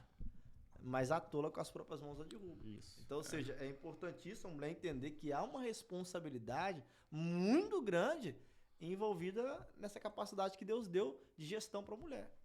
Que não deu para o homem. Verdade. Né? Mas Deus deu o braço forte para o homem trabalhar. Prover. Deu um corpo físico diferente do da mulher. Para quê? Para que ele seja o provedor. Né? Às vezes até me entristece ver esses homens aí que... Pô, Deus fez o homem como provedor. Mas o cara fica satisfeito em ter a mulher como provedora da casa. Sabe? Ou seja, trazendo uma disfunção pro lar. Sabe? E aí, cara, não tem jeito, vai dar errado. É aí que Não vai dar eu acho linda essa junção entre o provedor e o administrador, que é ela, que é aí que vem gerar prosperidade. Você traz recurso e ela faz gestão. Poxa, meu irmão. Se pegar essa chave, você, família, casal, esse ano vai ser um ano poderoso. Meu Deus do céu, eu tô acreditando vai explodir. Vai, cara. Mas porque não é riqueza, não é dinheiro, é prosperidade. É ter paz dentro de casa, é ter paz. É isso que nós precisamos, que você precisa ter na sua casa. O evangelho que ele tá pregando aqui é puro, não é um evangelho de barganha, não. Você falou uma coisa muito importante aqui que a gente precisa tocar nesse assunto. Tem muita gente pensando que não é feliz no lar porque falta dinheiro. Não, meu querido, você não é feliz em casa porque o leito tá derrubado. Sabe? O altar da oração tá quebrado, sabe? Ou seja, o altar da mesa não funciona mais. É por isso, aí você fala o quê? É porque falta dinheiro. Não tem nada a ver com dinheiro. A felicidade não tem nada a ver com dinheiro. Na verdade, o dinheiro é o último nível de riqueza que Deus pode te dar. É isso aí. Sabe? Assim, de toda a riqueza que Deus tem, o dinheiro é o último nível. Então, ou seja, o seu problema para ser feliz não é o dinheiro, a falta dele. O seu problema é que os altares estão derrubados. Levanta o altar para você ver. Levanta o altar da oração. Levanta o altar do leito para você ver. Reconstrói esse altar. Edifica esse altar direito. Cuida desse altar para você ver se a felicidade não reina. Porque a casa está sobre a rocha. Os muros são fortificados. Há uma cobertura por cima dela, protegendo das adversidades da vida. Que é a graça de Deus que te protege, que te cobre. Ou seja, você só precisa de lá dentro restaurar esse altar. Restaura para você ver se você não encontra felicidade, paz, prosperidade. Poderoso. Glória a Deus. Poderoso. E aí o dinheiro vem. E aí o dinheiro vem, gente. Isso aí, Altar levantado, o dinheiro vem. Bom, é isso que Bora. eu compartilhei lá e falei, né? Como funciona o poder da influência, da manipulação. É isso, cara. O homem tem que tomar decisão. O homem tem que ser homem. Macho alfa. E agora tem o outro altar que nós falamos, né? Sim. Que é o altar da mesa, né? Que é um altar também muito importante, né? Nesses ambientes que nós estamos construindo, né? Organizando dentro da casa, do lar, que é o altar da mesa. É um lugar onde nós sentamos à mesa. É um lugar onde a família senta na mesa. Né? Eu falei ontem, quarta-feira, né, que no quarto Deus nos dá a revelação, Deus compartilha conosco algumas coisas, né, que no quarto nós fazemos planos, projetos, mas é na mesa que nós compartilhamos com a nossa casa. Então, no quarto eu recebo, eu faço planos e projetos, e na mesa eu coloco aqueles projetos, eu falo daqueles planos, eu compartilho com, né, os filhos, com as filhas, com a nossa casa. Então, o altar da mesa em um lar não pode faltar, assim como o altar da oração, assim como o altar do leito, né? Tem outros altares também, mas o altar da mesa também é primordial para que uma casa, para que o ambiente, né, permaneça. Porque é aquilo que eu falei agora há pouco, né? Um casal que não é bem resolvido no leito, na cama, eles vão brigar, discutir na mesa. Então, o altar da mesa, ele é muito, muito, muito importante para que tudo vá bem. Eu acho muito poderoso a mesa. A mesa fala... Nós, né, particularmente BNJ, né, nós amamos a mesa. Né, nós valorizamos a mesa. A essência da nossa igreja. Né, nós estamos aqui em volta de uma mesa. Nós Verdade. estamos aqui em volta de uma mesa, compartilhando vida. Eu Vida. falei ontem que na mesa nós compartilhamos vida. É isso aí. Agora há pouco vocês não viram, mas eu servi um copo de água ao pastor Diogo. Né? Ele está meio afastado aqui, eu servi, né, um copo de água para ele, porque na mesa é onde nós temos comunhão. Na mesa é onde nós nos relacionamos. Então não pode faltar o altar da mesa nos nossos lares. Você tem que priorizar esse altar, esse tempo de mesa com a sua casa, com seus filhos, com a sua família, para que esse ambiente também possa ser visitado pelo Senhor. É poderoso. Eu falei sobre Gênesis capítulo 18, que quando Deus vai visitar Abraão, e Abraão ele Isso é forte. prepara um banquete, né? Preparou um banquete maravilhoso. Ele pegou tudo que ele tinha de melhor na sua casa. Ele vai fazer oferta ali, né? Ele vai fazer pedir para Sara amassar pão. Ele traz água. Ele traz o bezerro e ele traz bolo.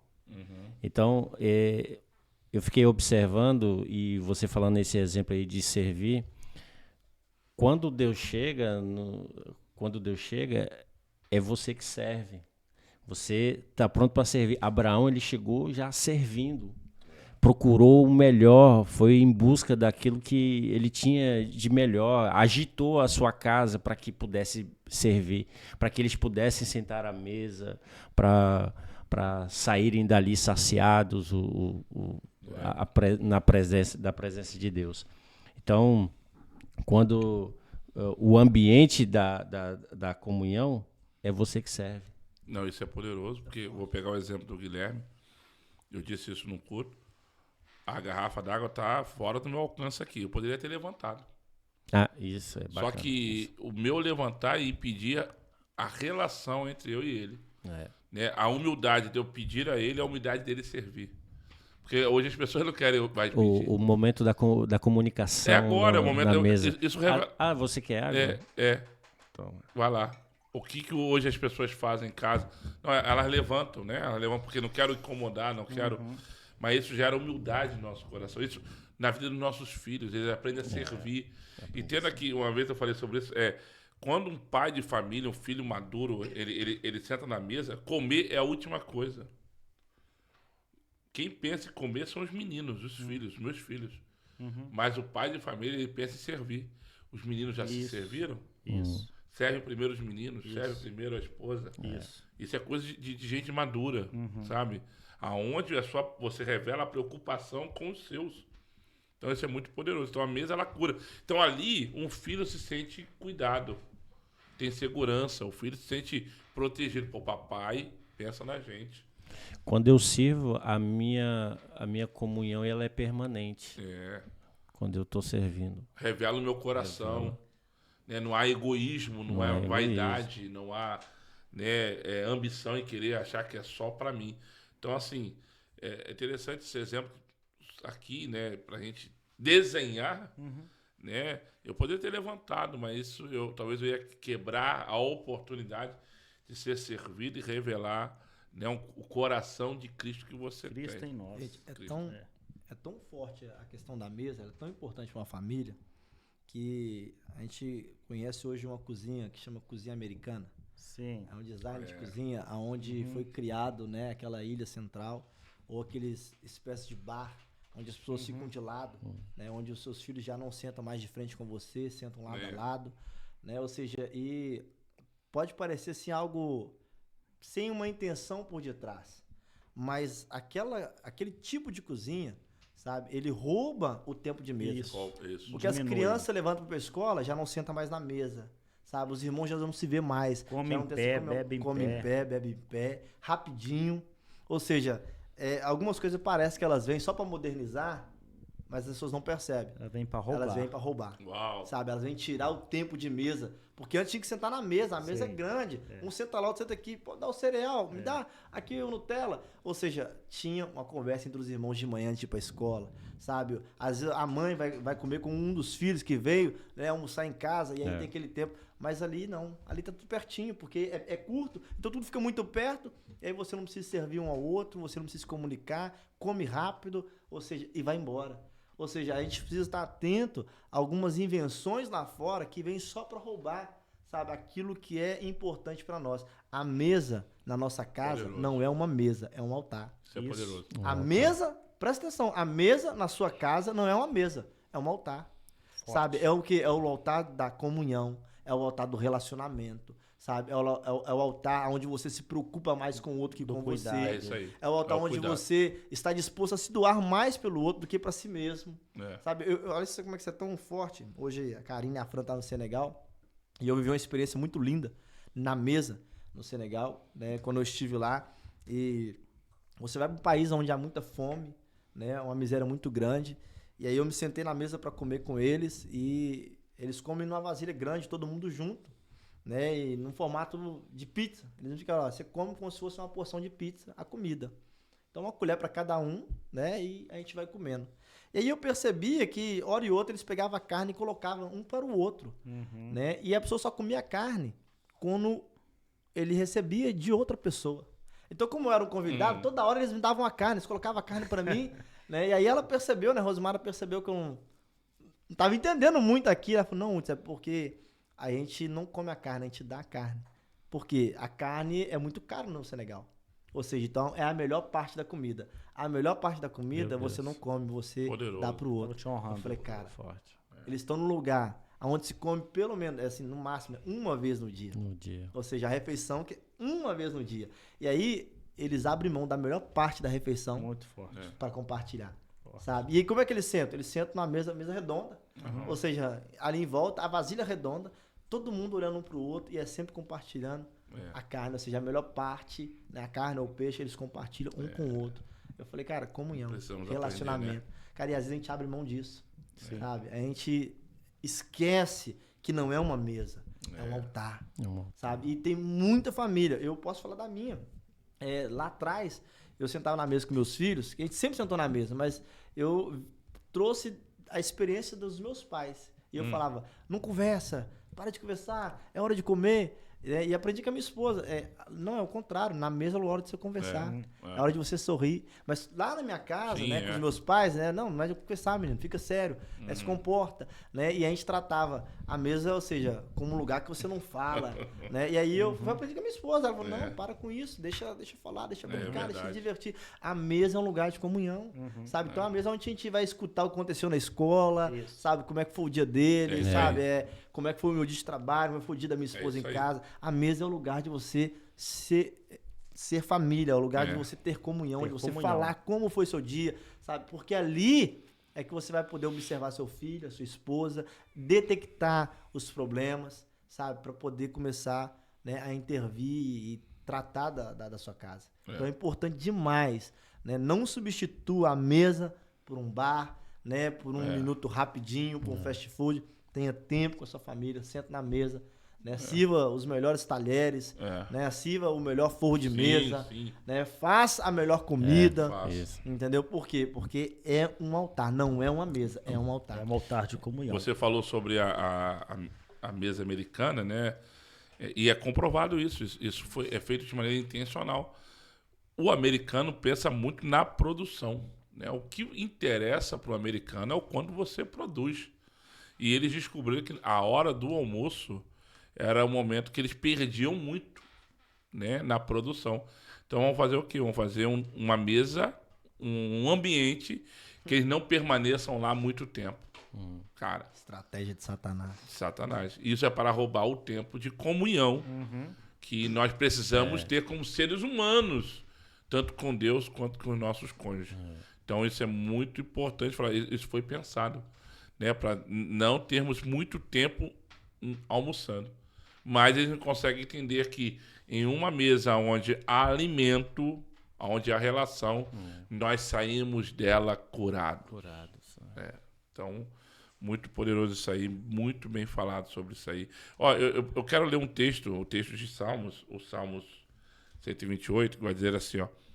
A sua mulher será como videira frutífera em sua casa, seus filhos serão como brotos de oliveira ao redor da sua mesa. Eu não falei isso no culto, mas eu estava refletindo. É interessante que seja um homem abençoado. Vai falar do homem abençoado. Sim. Cara, é interessante quando você pega uma mulher frutífera, uma videira frutífera. Cara, a videira produz uvas, a uvas produz o vinho. O vinho na Bíblia é alegria. Alegria. E ele vai falar que os seus filhos serão como brotos de oliveira, ou seja, não vai faltar óleo, não vai faltar unção. Ou seja, resumindo, um homem abençoado é um homem que tem uma mulher como videira, ou seja, uma mulher que é feliz. Cara, melhor coisa é você ter uma mulher feliz, meu irmão. Deus, Porque verdade. quem não tem uma mulher feliz, Também não é feliz. Impossível. impossível Uma ser feliz. amargurada.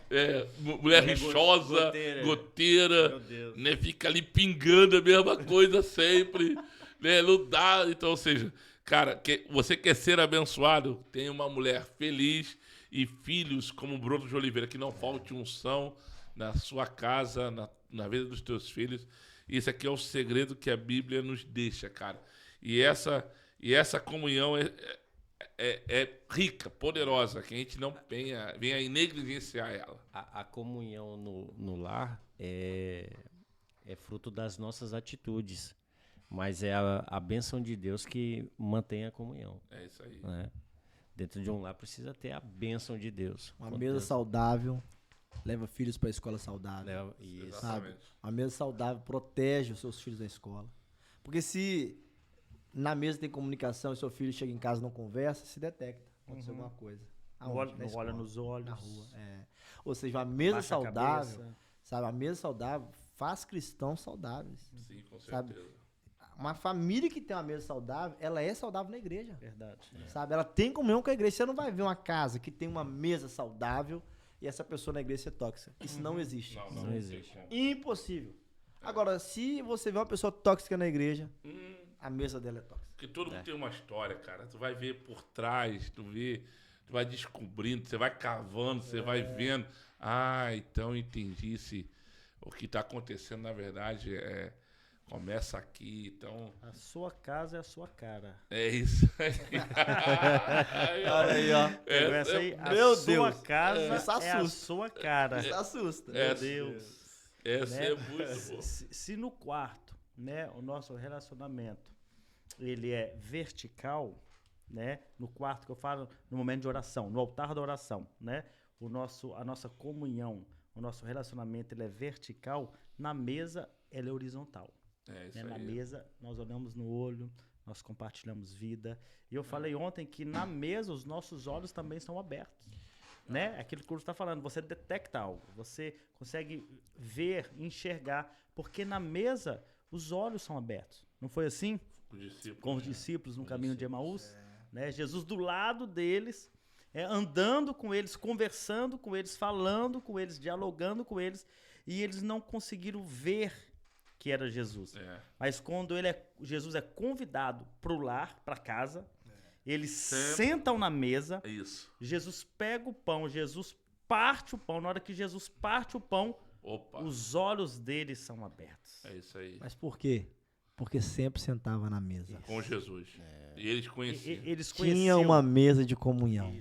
É Sabe? verdade. Ou seja, já viram aquele pão se partindo. Eu reconheço. Reconheço. a forma com que ele parte o pão. É aquilo que eu falei, mesa é lugar de compartilhar o pão. E o pão é Cristo. É. Jesus é o pão da vida. Então, na mesa nós compartilhamos vida, nós compartilhamos sonhos, nós compartilhamos projetos.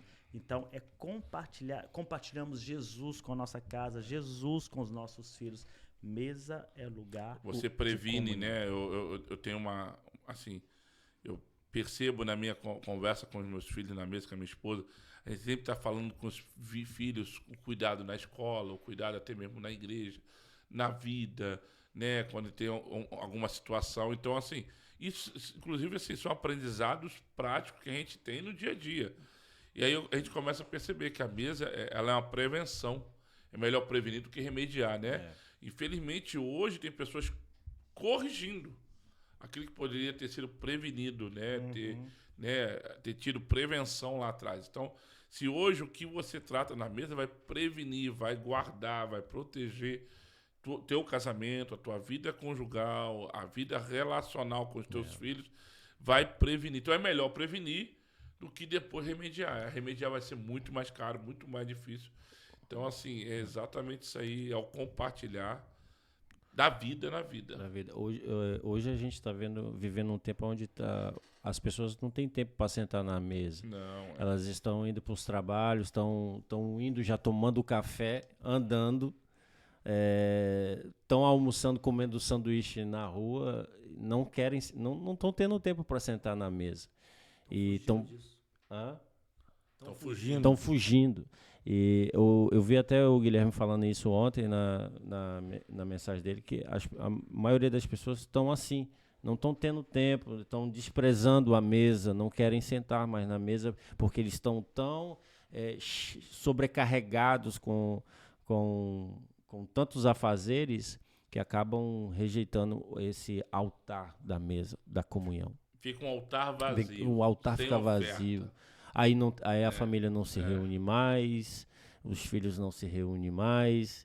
Então, papai e mamãe para um lado, eu para o outro, e aí não há mais comunhão. Quando é no altar na mesa, não deixam de comer. Comem, almoçam, porque tá todo mundo tão vivo, tá almoçando. Mas o altar da mesa não é comida, cara. A comida, o pão e vinho são os elementos, na verdade, não são os elementos essenciais. O elemento essencial da mesa, da ceia, não é pão e vinho. É a presença de Jesus, pô. É a presença dele. E aí, se não tiver Jesus, o altar tá vazio. Sim. Se o altar do leito não tiver Jesus, o altar tá vazio. Se o altar de oração, você pode ter muitas palavras, mas se não tiver Jesus, o altar tá vazio. E altar vazio, casa desprotegida. Isso. Não tem como. Altar vazio, a casa está desprotegida. Então, entenda isso. Não é comida. Porque o que a gente vê hoje, a maior preocupação dos pais, né, do pai, é ele trazer alimento. A maior preocupação dele. Sacerdote, a sua maior preocupação é trazer Jesus. A nossa maior preocupação deveria ser, tem que ser Jesus. Porque se eu tenho Jesus, as demais coisas são acrescentadas. Esse é o segredo. Né?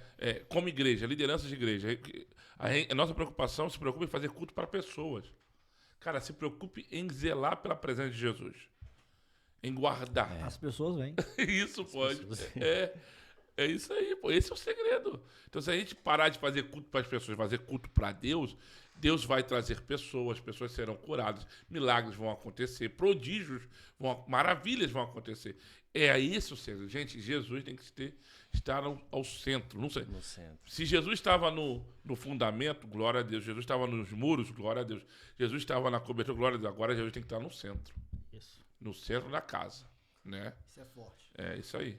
É interessante que quando Jesus entra na casa de Pedro, Jesus vai entrar na casa de Pedro, ele vê, provavelmente a sogra de Pedro estava no canto da casa. Mas quando Jesus cura, vai dizer, aproximando, trazendo ela para próximo dele. Ou seja, ele estava no centro. Então Jesus tem que estar ao centro. Eu acho interessante isso aqui, me abriu aqui um leque, eu vou falar.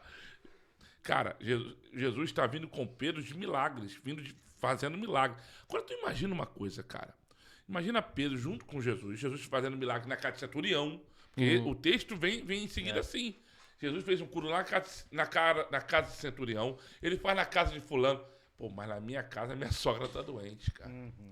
Aí isso acontece na nossa vida, porque você, tu tá servindo a Deus, adorando a Deus, mas Deus não entra na minha casa. Mas tá conformado com os problemas que você tem em casa. É. Ou seja, Pedro tava com só uma dor de cabeça, só uma gripe. Tava com febre, Conformado. eu tava com febre. Mas até chegar ao ponto, Hudson, de Jesus falar assim, não, Pedro, hoje eu vou na sua casa. Cara, uma hora vai acontecer essa visita. Uma hora esse negócio. Persevera. Porque você vê que Pedro persevera em caminhar com Jesus. Ele continua. Ele está vendo Jesus curando na casa do centurião, Jesus curando na casa de... E a minha casa? Quando Jesus vai curar a minha casa? Cara, em nome de Jesus, eu quero liberar essa palavra para quem está me ouvindo. Persevera, foi o que o Hudson falou, persevera, que uma hora Jesus vai entrar na tua casa, vai trazer cura, restauração. E o texto vai dizer assim, ó, que imediatamente ela começou A servir, depois de curada. Exatamente. Isso é muito forte. Isso é poderoso. Persevera que uma hora Jesus vai entrar na tua casa. Seu milagre está chegando. É isso aí. É isso? Mas É muito isso. poderoso, É. né? Glória a Esses Deus. Altares levantados, Isso. restaurados restaurados. é sinal de família abençoada. Poderoso, De um lar poderoso. abençoado. Eu acho que todos também falaram aqui, né? Acho que vale a pena mencionar. Qualquer coisa vai pros cortes aí. Sobre a mulher sunamita. Só a gente Verdade. dá uma passada. Verdade. Foi um É o texto que eu preguei. texto que nós falamos. Todo mundo pregou sobre É. esse texto.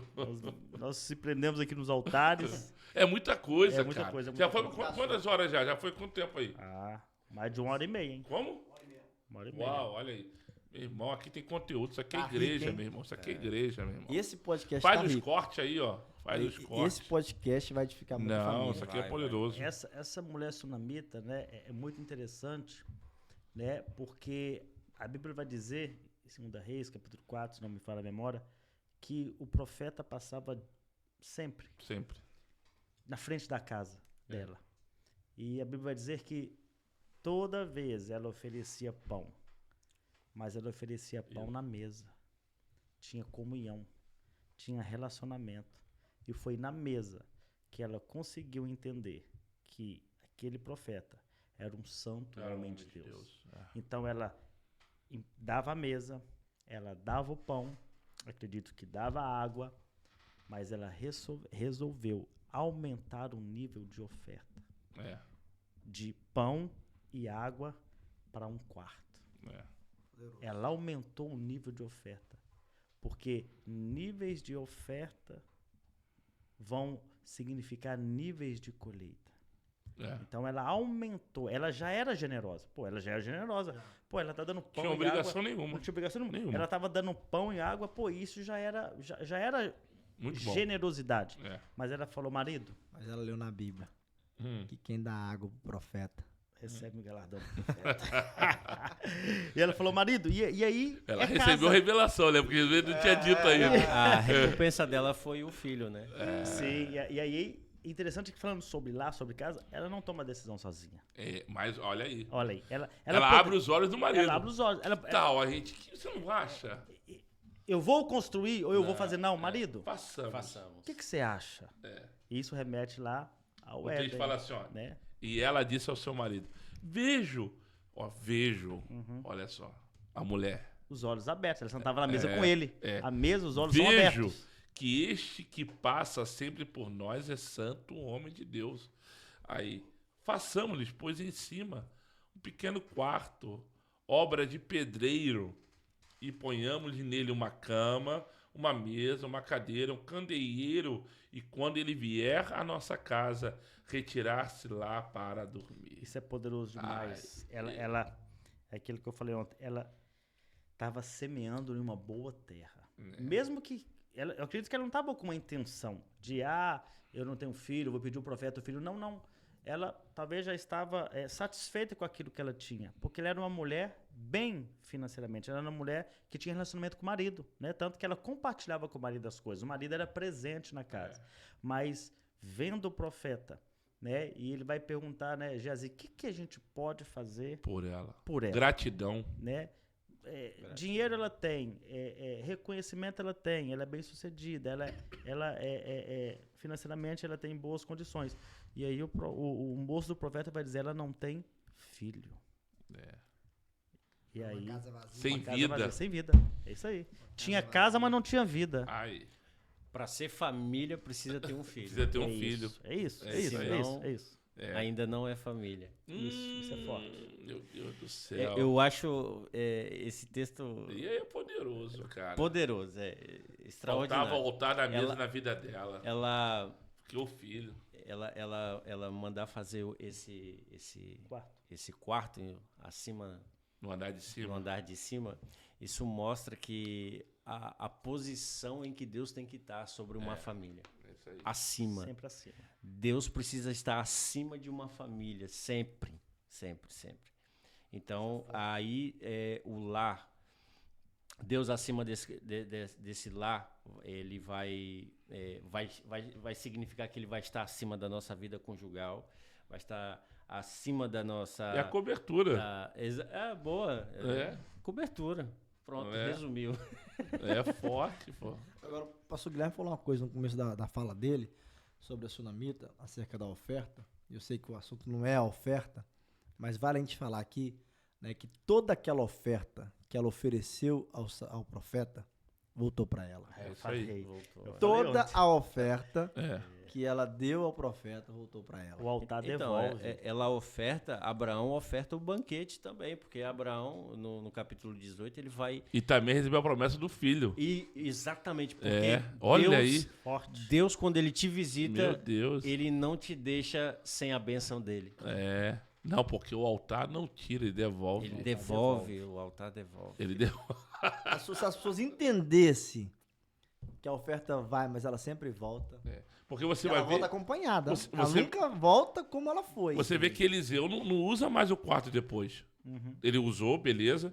Aí depois que ele ressuscita a criança, o texto não fala que ele volta pra lá. Quarto fica da criança. Quarto é da criança. É poderoso. Quarto era pro menino. É o que forte, a é forte, gente é precisa entender, porque a gente retém a oferta, achando que a gente tá ofertando. A gente não tem noção que essa oferta vai voltar para os nossos filhos. Sim. Né? O que nós estamos plantando, Forte demais. o que nós estamos desbravando nos dias de hoje, é deixar um caminho aberto para os nossos filhos. Nossos filhos vão desfrutar da oferta que nós deixamos no altar, cara. Sim, sim. Isso é poderoso. Né? E ela foi uma mulher abençoada. Né? E aí o profeta faz, né, um milagre, né? Faz um milagre. O profeta libera uma palavra sobre a vida dela. Ela tem um filho, né? E aí o filho morre. O profeta vai lá, É. ora e o filho dela ressuscita. Né? Isso realmente mostra que o quarto é o lugar da intimidade. Tanto quanto o casal, quanto com Deus. Ah, é. Né? Porque o menino morre, põe sobre a cama a dele. cama. É, a mãe chega e coloca Põe na na cama do profeta, sim. vai atrás do profeta, aí o profeta manda Geazi coloca o cajado no menino, não resolve, aí ele tá chegando o profeta com a mãe. Aí o profeta entra e fecha a porta. Isso. Aí... Mateus 6,6. É, Mateus 6,6. Quando orares, entra no seu quarto e e fecha a porta. porta. É. E o seu pai que está em secreto. Tu vê que toda a oferta, cara, recompensará. foi em prol do Pega isso menino. aqui. Mas por que houve ressurreição naquela cama, naquele leito? Fala aí, Hudson. Porque o altar era limpo, o altar era puro, o altar era santo, o altar estava levantado. Gente, não adianta Sem você querer mácula. colocar um morto em cima do altar destruído e viver milagre. Isso aí. Isso é forte. Isso aí. Por que ela coloca na cama do profeta? Porque ela falou assim: ó, eu vejo que Meu esse é o Deus, santo forte. homem de Deus. tem Porque ela- vida. porque ela não pôs na cama Na dela. cama dela. Né? Não, né? não. Eu vejo que este é um santo homem de Deus. O altar era limpo, Forte. era puro, santificado. Gente, faz toda a diferença. O ambiente era puro. Cara, no seu leito, lá no seu altar, milagre acontece. O que Mas tem que estar santo, tem que estar puro, tem que estar edificado. O que resolve tá acima. É acima. Tá Tem acima. que levar pro andar de cima. Tem que andar meu pro irmão. andar de cima. Forte, forte, muito Se forte. não levar pro andar de cima. Pega filho. essas revelações aí, pega essas Não levou pro chaves quarto aí. dela. Não. O profeta, ele representava Deus, né? É. Então, é por isso que eu até coloquei aqui que ali mostra, como o profeta tá no quarto em cima, então mostra a posição em que Deus tem que estar em uma família. Você tem que estar acima. Levando o menino pro quarto, tá levando para o lugar da intimidade, aonde Deus habita, Cara, isso é poderoso. É poderoso. aonde Deus está. Não, eu tenho uma mensagem, eu falo sobre isso, né, cara? Quando Daniel orava na Babilônia, ele orava no andar de cima. No andar de cima. O cenáculo, né, aonde os discípulos recebem o batismo do Espírito, é no andar de cima. E é onde ele Dorcas. fala, paz seja convosco. Dorcas foi ressuscitada também no andar, no de, andar cima. de cima. A morte não suporta o andar de cima. A morte não suporta. É. Forte. Cara, essa campanha, Deus não só está nos Ai. ensinando a construir a casa, mas também como viver dentro dela. Isso é Meu muito, Deus, Glória a muito Deus. poderoso, muito poderoso. sabe? Não é só ter uma casa Não, fortificada, não é. protegida, não. É ter uma casa forte, protegida, mas viver bem dentro dela. Com os ambientes puros. Isso é poderoso. É porque não adianta estar cercado. Não é se só a aparência de fora. Não, porque às vezes o pior inimigo não tá fora, tá dentro, pô. Entendeu? Aí, se o inimigo infiltrou dentro de uma casa cercada, e aí a gente tá enrolado. É aí que a gente não pode deixar. Não pode. Cristo tem que reinar no meio de nós, no meio da nossa casa. Né? Em nome de Jesus. Se ele for o centro, se ele reinar, será incrível, extraordinário. Esse é seu ano. Eu Esse também. é o ano de você viver assim a transformação por completo na sua casa, sabe? É uma nova experiência com Deus, é uma nova construção, sabe? São novos muros, são nova cobertura, mas também são novos ambientes, novos posicionamentos para você viver uma Não, em vida nome de Jesus. feliz. Novos posicionamentos. Em nome de Jesus. São 11 meses que virão que mudarão o curso da tua vida. Eu creio. Deixa eu te dar um desenho bem claro, e assim, acho que a gente está terminando. Eu coloquei na minha mensagem uma escala de valores. E aí, para você entender o que precisa ser valorizado na sua vida. Eu coloquei 4 pilares. Eu coloquei Deus, família, trabalho e a igreja. Independente da ordem que você vai colocar, não me entenda aqui. A questão é a importância desses 4 pilares precisam fazer parte da sua vida. São inegociáveis. Você não pode negociar. Deus, ele tem que fazer parte da sua vida, tem que ser a base da tua vida, tem que ser a cobertura da tua vida. A sua família, não abra mão da sua família, não abra mão, né, de cuidar dos seus. Não deixe, querido, que o ladrão, né, que não deixe que Satanás te roube o poder da semente, ou seja, o trabalho. O fruto do seu trabalho. O Salmo 128 vai dizer que você vai bem em tudo que você for fazer. E a igreja é onde você vai exercer propósito, exercer o ministério, o serviço. Não é que uma coisa seja mais importante que a outra. Não é que a família é mais importante que o trabalho é mais importante que a igreja. Não, é um conjunto, eles precisam fazer parte da sua vida, tem que fazer parte do seu dia a dia. Você tem que saber dividir, pedir a Deus sabedoria para lidar com esses pilares. Por quê? O que eu vejo? Eu vejo pessoas mal resolvidas que não sabem organizar o seu dia a dia. Não adianta você ser um cara muito ocupado na igreja, mas não cuidar dos seus em casa. Não adianta você ter trabalho, ter sustento, ter alimento, mas não ter o pão da vida, que é Jesus. Então, assim, não adianta você ter uma vida desequilibrada. O que eu quero te propor é você ter equilíbrio na sua vida, porque o equilíbrio vai te levar ao sucesso. É o equilíbrio que vai te levar ao sucesso. Porque não adianta você ser 10 na igreja, ser 0 na família, ser 5 no trabalho, não. É o equilíbrio de tudo. Então eu quero que você pegue essa mensagem e entenda o que nós queremos transmitir para você de maneira clara. Talvez por algum momento na sua vida, você serviu errado a igreja. Você serviu a igreja errado. Não é porque você serviu a igreja errada que a igreja é culpada do seu fracasso. Não. Ou até mesmo porque você trabalhou demais um dia e perdeu a sua família. Não é que o trabalho está errado. Não. Não. É porque faltou equilíbrio, faltou sensibilidade, faltou discernimento. Que você tenha uma vida equilibrada esse ano, que você possa servir a Deus, amar a Deus acima de todas as coisas, você cuidar da sua família, você se dedicar ao seu trabalho e você servir o seu propósito na igreja. Então, assim, que você possa aí ser abençoado por tudo que nós falamos aqui. Se alguém quiser contribuir com mais alguma coisa, falar alguma coisa, fique à vontade. Mas eu gostaria de fazer essa remarca para que você seja abençoado, bem-aventurado nesse ano de 2024. Poderoso. Glória a Deus. É isso? É isso. Eu isso creio aí. fielmente que 2024 será um ano incrível para as nossas casas, para as nossas famílias, para os nossos lares, filhos, na vida das nossas esposas, dos esposos. Eu creio que essa campanha está vindo de encontro com a necessidade da igreja do Senhor, né? Porque eu creio muito que famílias fortes fazem igrejas fortes. Então, se tivermos famílias fortes, com certeza teremos igrejas fortes. Então, eu creio muito que 2024 você vai virar, uma chave vai ser virada, está sendo virada na sua vida, na sua família, na sua casa, no seu lar, e a sua família nunca mais será a mesma. Eu creio nisso, eu creio nisso. Amém. É isso. Você assista aí esse podcast, né, compartilhe com a sua família, com seus amigos, né, para edificação do corpo. Que Deus abençoe grandiosamente a vida de vocês. Acredito que esses próximos 11 meses que nós teremos pela frente serão meses que irão impactar a sua vida, sua família, altares levantados.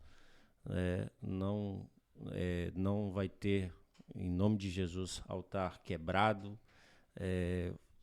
Os altares da sua casa estarão restaurados no nome de Jesus durante esse tempo que nós vamos passar neste ano. Que Deus abençoe grandiosamente sua casa, sua família e sirva sua igreja em nome de Jesus. Show. Amém? Amém. Valeu, meu povo. Fica com Deus Deus. abençoe. Até a próxima. Vai lá. Abraço. Tchau, tchau.